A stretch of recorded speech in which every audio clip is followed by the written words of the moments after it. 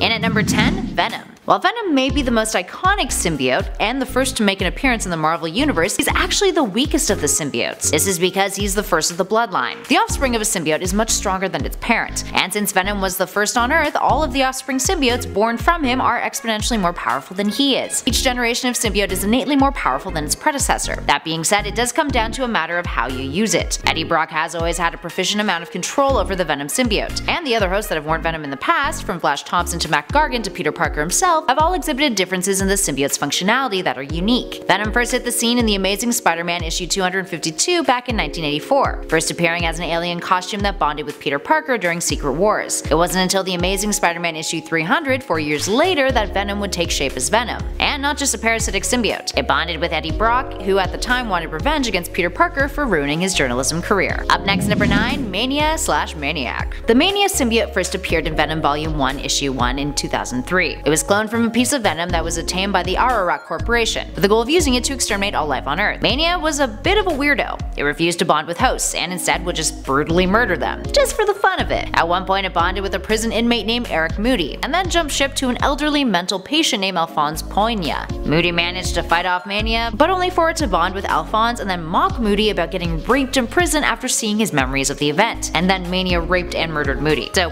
yeah, not the kindest symbiote on the block, clearly. It would later become Maniac, bonding with Lee Price, who had previously bonded with Venom. Price renamed Mania as Maniac after Price had ambushed the original host and badly injured her with a sonic cannon and flamethrowers, taking the symbiote for himself. Apparently Price is permanently bonded with Mania, using his immense willpower to remain bonded to the symbiote at all times. Up next, number 8, Scream. In 1993, a Venom story arc came out called Lethal Protector. It followed the story of the Sinister Life Foundation and its leader, a scientist named Carlton Drake, who discovered a way to create symbiote soldiers by extracting something called seeds from the Clintar alien race, and growing them into fully formed symbiotes. Essentially, it was their offspring. The Life Foundation aimed to use these symbiotes as guardians. Their whole shtick was that they were preparing for something called MAD, which is mutually assured destruction. And they had a whole roster of wealthy clients who were paying for the Life Foundation to ensure that they would have comfortable lives if the world went to shit. Once Drake had kidnapped Eddie Brock and managed to forcibly extract these 5 seeds from Venom, he was able to bond the offspring with members of the Foundation's security force, one of which was named Donna Diego, who became the Yellow and Red Scream. She eventually was defeated by Eddie Brock and killed, but her siblings would outlive her and cause Brock a whole lot of trouble down the line. Speaking of, in at number 7, Riot. Riot has been getting a lot more attention these days, thanks to his upcoming cinematic debut in the Sony Venom film, starring Tom Hardy as Eddie Brock. Now Riot is one of Scream's siblings. It bonded with Trevor Cole, a particularly aggressive and unhinged mercenary working as part of the Life Foundation security team. Riot is known for being the largest symbiote of the 5, and often uses very aggressive and violent tactics in combat. He often created large bludgeoning weapons from his arms, along the lines of hammers or maces, and tended to be considered the strongest out of the group, although his exact strength level was never really elaborated on. After he and his siblings were defeated by Eddie Brock, they were all shipped off to the Vault, a prison for superhuman criminals that had a wing specifically for extraterrestrial threats. There he was experimented on, pretty cruelly, and then in the Planet of the Symbiotes story arc in 1995, Venom, in an attempt to subdue an invasion of symbiotes, let out a powerful telekinetic scream that caused them so much pain that they all committed suicide, actually a thing, which then affected Riot and his siblings. Which leads us to our next number.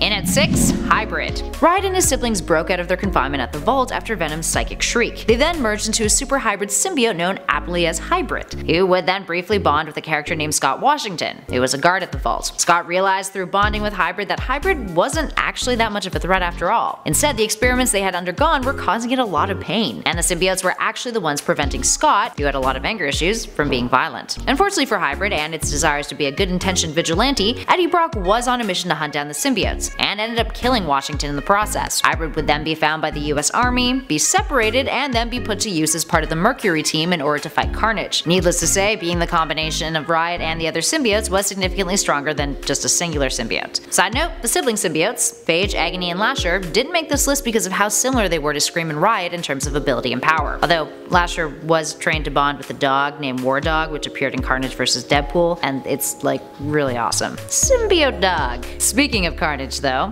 up next, number 5, Carnage. Carnage has never been one to hold back, but that's also what makes him a bit vulnerable. He's kind of loose cannon at times, like a speeding train of violent chaos. Loose cannon, kind of vulnerable. Carnage first appeared in the Amazing Spider-Man issue 360 back in 1992. He was created with the intention of being a much darker version of Venom, a total psychopath who had no sense of morality. His host Cletus Cassidy was modeled after DC's Joker, and the character is often depicted as Venom's archenemy. So how did he come to be fiction-wise? Well, he's Venom's offspring. When Venom reattached to Eddie Brock in prison, Venom left its offspring inside the cell. Clintar have no emotional attachment to their offspring, so Venom didn't bother informing Eddie about it, thinking it was of no importance. That symbiote offspring then bonded with Cassidy, and Carnage was born, with their bond being even stronger than Brock's and Venom's. Carnage broke out of prison and started murdering left, right, and center, leaving the word Carnage at the scene of each of the crimes, written in blood, as one does. And at number 4, Scorn. Scorn is the hybrid prothesis created from Carnage that combines both technology and the symbiote. Now in Carnage Volume 1 Issue 4, Carnage is taken back to Earth after breaking out of the Raft prison by an American industrialist by the name of Michael Hall, who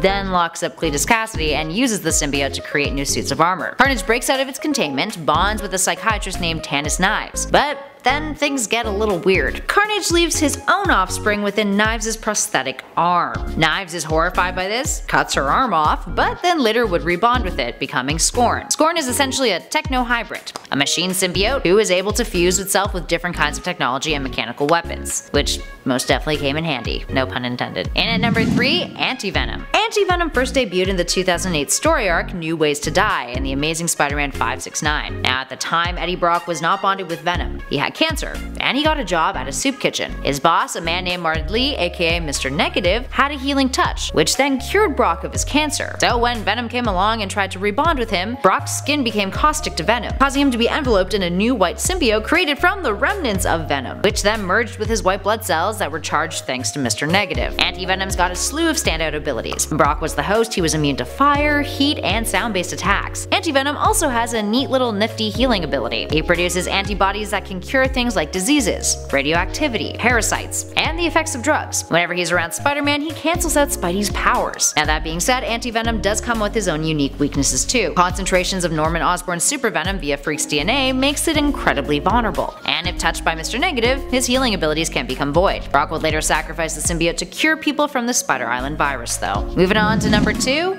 Toxin. Toxin, being Carnage's offspring, has been long considered the strongest of the symbiotes. Now Carnage was disgusted by his offspring and hated it, especially since he knew he would become stronger than he was. With Carnage being his father, this makes Venom his grandfather. Now Carnage tried to kill Toxin whereas Venom tried to protect it, the intention of raising it to become his partner, but was also like a little bit concerned about Toxin since he was the 1000th symbiote of their line and feared that he might go insane due to a genetic breakdown. Now Toxin can also do some pretty cool stuff. He has inherited the abilities of his lineage, like sticking to walls and the ability to shift his identity. He can blend into his surroundings to become practically invisible and undetectable. He has unlimited webbing, and he can form solid weapons from his limbs. But in addition to that, he has a much more accelerated healing ability compared to his father, exceptional tracking abilities, and prefers to not take over the host's minds. Rather, listens to their opinions instead. He has a stronger resistance to heat and sonic-based attacks too compared to Carnage, and has a venomous bite. And finally, in at number 1, Null. Null is not only the newest symbiote to debut in the Marvel Universe on this list, but also the most powerful, all thanks to who it's bonded with. He's the god of symbiotes.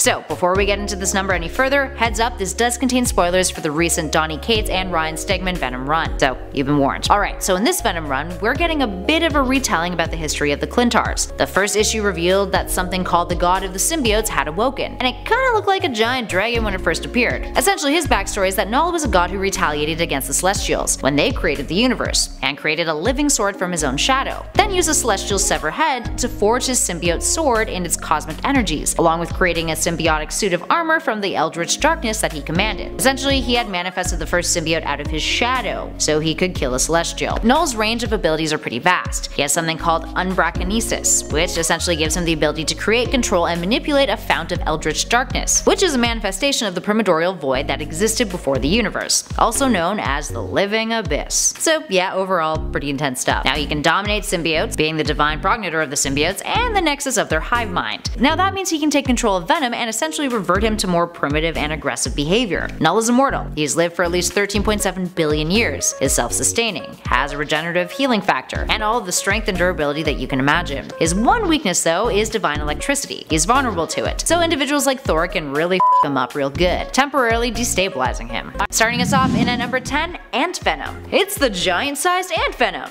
This version of Scott Lang doesn't get a whole lot of page time in the Venomverse story arc, but is still quite entertaining all the same. So for context, the Venomverse was a limited series that occurred in 2017, which starred Venom, and took notes from the successful Spider-Verse story event, written by Cullen Bunn and drawn by Eben Colello, who had previously worked together on Deadpool and the Mercs for Money. It followed the story of a war between the Clintars and a new alien race that was introduced called the Poisons, who are their natural predators. Described as the biggest Venom story of all time, it started with Venom being transported to an alternate dimension to participate in this war, summoned by that Earth's venomized Doctor Strange. Strange had summoned many other versions of Venom and his hosts to this Earth, including our pal Scott Lang. Essentially, Scott was a venomized version of Ant-Man, who has all the same powers as the regular Scott Lang has, plus the added bonus of all the fun, horrifying things that the Venom symbiote is capable of. The character is prominently featured in the kidnapping of a poison version of Gwenpool in Venomverse issue 4, but unfortunately the character was eventually killed off in the Venomverse issue 5, and goes in a pretty tragic way.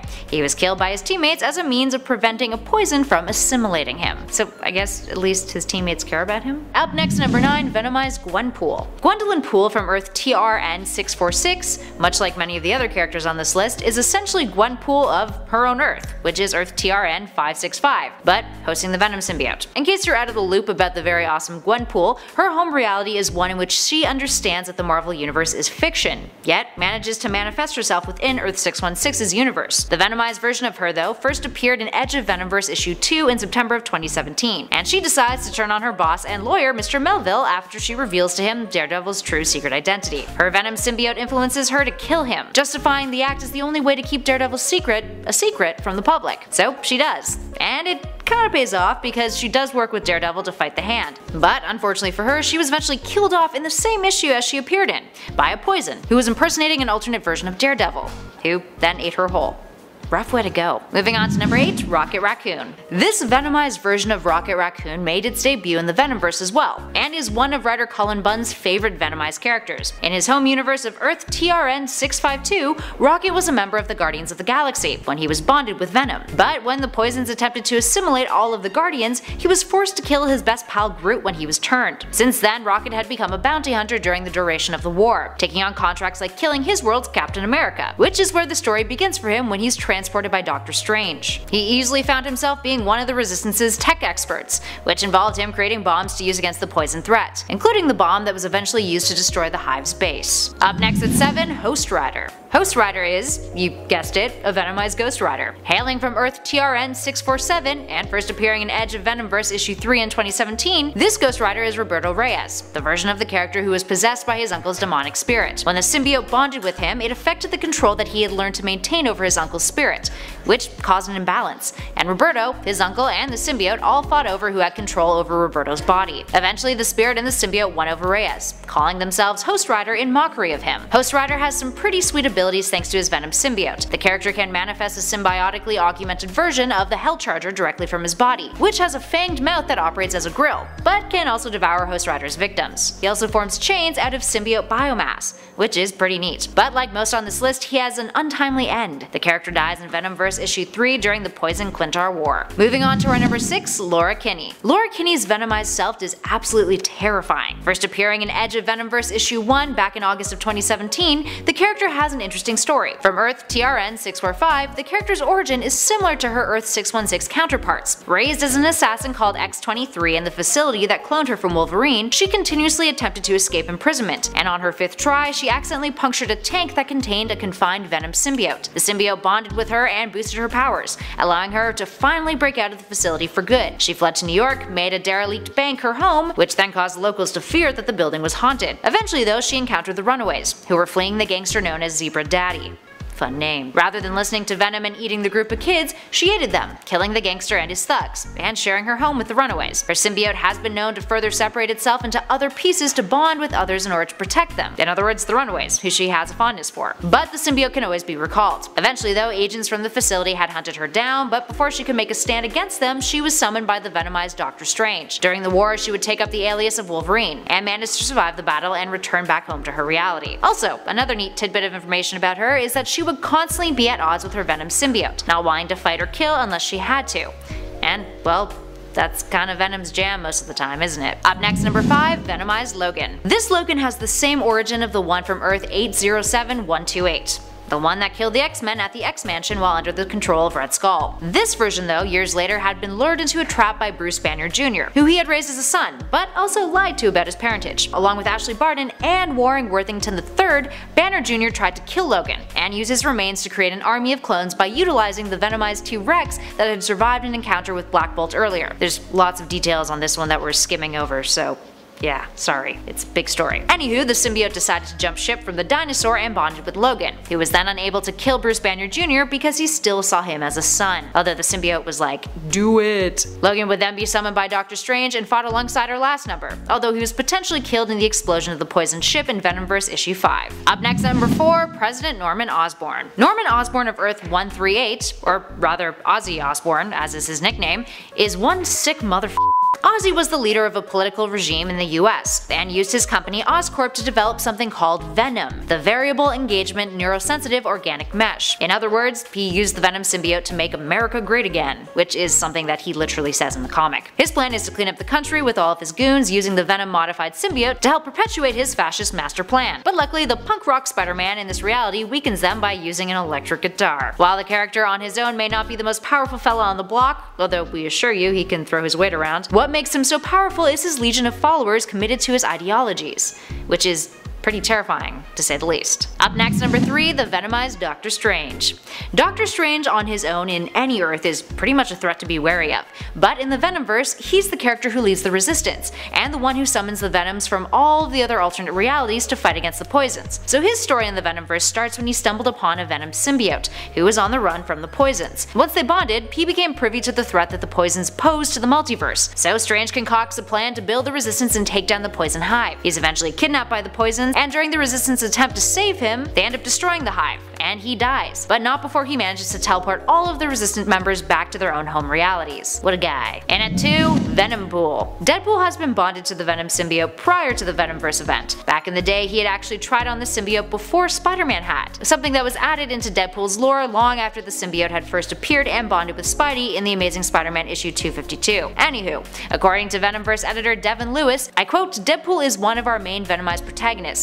He's got so much heart and he's always a source of unpredictability, insanity, and goofiness." Which, I mean, sounds about right as far as Deadpool is concerned in like any reality. But he is right. Venompool is a massive part of the Venomverse arc, and because of his persistent insanity, he's one of the reasons why the Resistance is successful in overcoming the Poisons. During the war, he noticed that when Poisons took over Spider-Man, Spidey couldn't bring himself to kill the Venomized Spinneret, whose alter ego was Mary Jane Watson. This gave him an idea. He surrendered himself to the Poisons, believing that a host's original persona still had some agency while being under their control. And he was right. His insanity gave him extra resilience to the Poisons. So even after he was assimilated, his mind still remained his own, and he was able to suppress the Poison that tried to take him over. He would then aid the Resistance in infiltrating the Poison's hive, but was left for dead before Rocket's bomb went off. Fighting alongside our next number, in at number 1, Venomverse Carnage. If our part 1 of this list made anything clear, it's that the Clintar symbiotes grow stronger the further down the lineage they go, meaning Venom's offspring will inevitably be innately stronger than he is. This is why the Venomverse Carnage tops our list this time around. Now for starters, this Carnage comes from an Earth in which he had successfully killed Venom. When he was summoned to fight in the war against the Clintars and the Poisons, he didn't get along well with the Resistance at first, and actually fought against them. Eventually though, he gave up on his volatile ways, realizing that this war gave him the opportunity to battle what he called a bunch of messed up superheroes, eventually fighting alongside them. Unfortunately for this Carnage, he was eventually used in a ploy against the Poisons by the Poison-turned Venompool that we just talked about, in order to infiltrate the Hive spaceship, where he was essentially left for dead, although it is unconfirmed whether or not he survived when the Hive was destroyed in Venomverse issue 5. It seems pretty likely though. Number 10. May Parker, Earth 9997. Unlike the symbiotes of Earth 616, our main continuity Earth, the symbiotes on Earth 9997 were created by the Celestials as antibodies to guard the embryos that they planted into planets. The Venom symbiote was given its form by Spider-Man originally, and then later on to Eddie Brock, and then finally bonded back to the Parker family, but this time to Peter's daughter, May Parker. In Jim Krueger's Earth X run from 1999, instead of keeping spider powers a secret like other powerful Parkers in the family, she actually embraced it. Matt Murdock even helped her figure out her spidey senses. How great is that? We have some help as well. Perfect. But that same symbiote that had been used by her father years earlier ended up finding her again, only the difference now was she was able to control the symbiote. All that training must have paid off. Thank you so much, Uncle Matt Murdock. Number 9. Dylan Brock, Earth 1051. Dylan Brock first appeared in Venom Volume 4 in issue 25. Here, Dylan is conceived by She-Venom, and Dylan was born as a human symbiote hybrid. Now, he was once a kind, charming kid, but when the dark god Null started to get in his head, that side disappeared. He took part of his mother's symbiote and used his own powers to transform it into his own symbiote that he called Codex. He used Our Lady of Saints Church as his ground base for operations, where Codex would force the symbiote to spawn a horde of offspring, just so Dylan could eventually control them all in the future, similar to how Null is running the show. So Codex was responsible for taking the lives of President Thompson, the Tinkerer, and the Green Goblin, and he even turned members of the X-Men and the Avengers into his own symbiote squad. Not bad, Dylan. Not bad at all. For a kid, I mean, you're kinda killing it. Number 8. Bizarnage, Earth 9602. When DC and Marvel join forces, the odd time that they do, usually it's pretty wild. So for this list, we figured we'd bring up the amalgamation of Bizarro and Marvel's Carnage. First appearing in Spider-Boy issue 1, Bizarnage was the result of Project Cadmus's attempt to replace alien DNA. So this beast ended up coming to life instead now. It broke free from its test tube and then just destroyed everybody and everything in its way. So when Spider-Boy finally did arrive to the scene, being a combo of Superboy and Spider-Man, he was almost taken out by Bizarnage. That's how strong he is. But thankfully Spider-Boy was a little bit stronger and he was able to trick it into getting sucked into an energy containment unit. Most amalgamations are fun, but all of them, no matter what, are terrifying. And before we continue on with this list of alternate symbiotes, if you want to go ahead and give this video a thumbs up, that would be awesome. You know those clicks help us, so in turn we can get more content to you and to your eyes and soul. So thank you so much for helping us out. Let's get back to this list. Number 7. The Punisher, What If. What If is currently streaming on Disney Plus, and so far I am loving this show as I did the comics. The What If comics are even more insane though, believe it or not. And in Volume 2, issue 44, we find the symbiote taking over Frank Castle rather than Eddie Brock. Now, I thought the Punisher was ruthless and terrifying before, but man, the death toll in this issue alone, it stacks up pretty high. I mean, right off the bat, Frank finds Rocky Vance, a guy robbing investors with his inside trading, one of the worst kinds. A guy who was about to take over the electronics industry, and after Venom Frank's judgment, he now doesn't have a head anymore. Great. The suit was giving Frank a new arsenal of symbiote weapons to use, and eventually it tried to take over Frank's body, as it does for most people. But Frank instead vowed to end his own life if that were to happen, so he remains in control. The guy's scared of symbiote, that's all I have to say. Number 6. Groot, Earth 101. I am Groot. No, how about I am terrifying? That seems more fitting this time around. Yeah, Groot. After he was banished from Planet X for being too kind, too nice, a gentle soul, he then traveled the cosmos looking for a new home, and eventually he found a friend, Rocket Raccoon. Rocket hired nice guy Groot to be his personal bodyguard, which is, I mean, for one, a great call. If I was choosing teams for dodgeball, I'd for sure pick the sentient tree. They got a mean swing. So they got close, and eventually they met the rest of the Guardians as well, Drax and Star-Lord. Now they took on a job to apprehend Gamora, daughter of Thanos, but nice guy Groot convinced them to welcome her aboard as a friend and guardian instead. And that's what they did, thankfully. Now on Earth, Cole Obsidian of the Black Order was being held in Wakanda, and a prophecy tipped off the Guardians that this would happen. So basically, Obsidian is gonna bond with the Venom symbiote and then become literally unstoppable.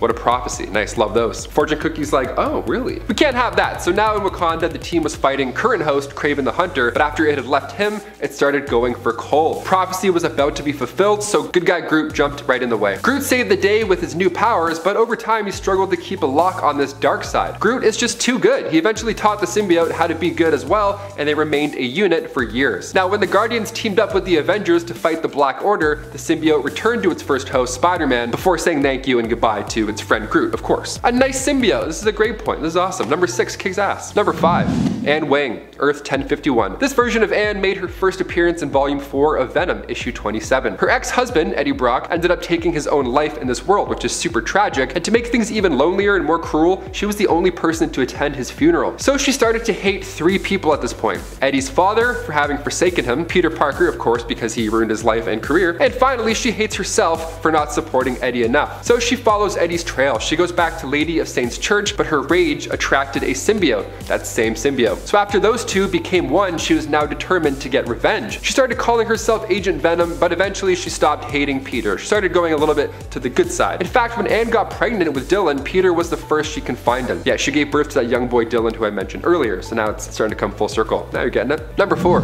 Ben Grimm, Earth 51838. Making his first appearance in Peter Parker the Spectacular Spider-Man issue 304, Ben Grimm, aka The Thing, was the head of security at a supervillain prison. I mean, obviously, he's a giant rock man. I would definitely put him on first. He was under the direct orders of one President Osborn, and one day during his quiet shift, he came into close contact with a symbiote and got a little bit of an upgrade himself. He loves this symbiotic dark side. He hasn't seen nearly as much action as he hoped, so this was considered a good day as well. You love to see it. Ben Grimm, really putting the Grimm in his name. I'll head out, thanks. Number 3, Gwenom, Earth 65. Gwendolyn Stacy made her first appearance in Edge of Spider-Verse issue 2 simply as Spider-Woman. But by the time issue 24 came out, Matt Murdock wasn't a helpful ally. In fact, he was a little bit evil at this point. See, he created the Venom symbiote, so when Spider-Gwen came into contact with the symbiote, Gwenom was to be born. Matt Murdock actually ordered Alexei Sitchevich to go after her father. The poor guy was beaten into a coma, so Gwenom embraced the dark side here at this point, which you can't really blame her for. All these like dark sides in comic books, I'm like, yeah, it totally makes sense. They like killed 9 of their family members. It's like, well, yeah. Also, Gwenom's design alone is worth taking a look into, and you can do so yourself starting with Spider-Gwen Volume 2, issue 25. She's awesome, go check it out. Number 2, Hawkeye, Earth 32323. Beginning with Civil War Volume 2, Issue 2, part of the Old Man Logan storyline, Clint Barton came into contact with it right after the death of Mac Gargan. It's undisclosed what exactly happened and how he got it, but he's got it, so it's trouble. After that, Venom Clint was recruited by Peter Parker in order to infiltrate the Iron. The Iron was Tony's war zone following the superhuman Civil War, and his job was to steal supplies for Beast to finish his weapon for Project Belcurve. Oh, and also he was blind. Great. He agreed, but upon landing, the group was attacked by Stark Sentinels and Elektra lost her life. And that's when Venom Clint took Daredevil's billy club from her body, and he wasn't too happy. He put that billy club right through King Ock's head, violently saving the day, as most of these do. And finally, number 1. Ultimate Venom. Venom of Earth 1610, aka the Ultimate Universe. We gotta talk about him. He made his first appearance in Ultimate Spider-Man 33. Now the Ultimates are great for the most part. We see major changes to all these heroes that we already love. Thor isn't a god, Gwen becomes Carnage, and Wanda and her brother are kind of in love. It's odd, but it's fun. In this tale, Richard Parker and Eddie Brock Sr. were working together to develop a way to heal humanity. The symbiotic biosuit named Project Venom was the key. This job was adding up to be more than a 2-man project, so they partnered up with Trask Industries to help them out. The company eventually realized the potential of the symbiote and figured, you know what, let's just use this as a bioweapon and create super soldiers. What could go wrong? Well, something definitely went wrong. Later on, when Richard and Eddie were on a plane to New York to fight Trask in court, they had secretly created their own version and wanted to pull it out to prove ownership, which, I mean, great idea, but you're talking about an alien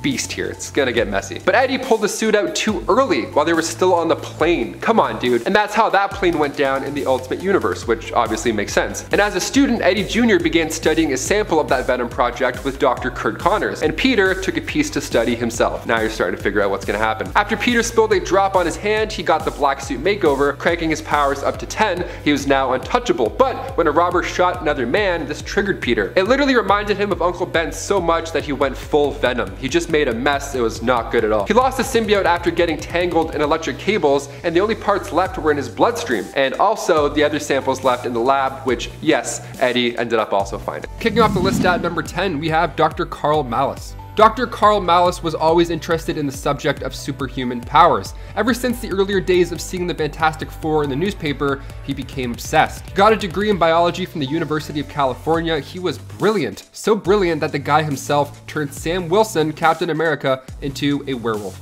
You heard me. But in Superior Carnage issue 2, the Doc got an upgrade himself. His merging with the Carnage symbiote allowed him to walk again, which is miraculous, but of course he can also transform into the supervillain as well, which is always a fun side effect. Number 9, Deadpool. So before the black suit found Spider-Man in the Secret Wars storyline, the symbiote briefly bonded with Deadpool. But this isn't the only time Wade Wilson has come face to face with a symbiote. In Deadpool vs. Carnage issue 3, we get a much more violent take on this situation. After battling Deadpool, Carnage and Shriek got out of town, but Deadpool was able to track them down, following these clues until eventually he found the pair driving down the highway. So Wade crashed into their car, injuring Shriek and making Carnage very mad in the process. So when Wade finally catches up to Carnage later on, he's ready for the attack. After he rips Wade to pieces, Wade ends up piecing himself back together, but this time with some more symbiote goodness. And before we go on with this list, if you guys want to go ahead and give this video a thumbs up, that would be great. It really does wonders for a channel, especially while we're working from home.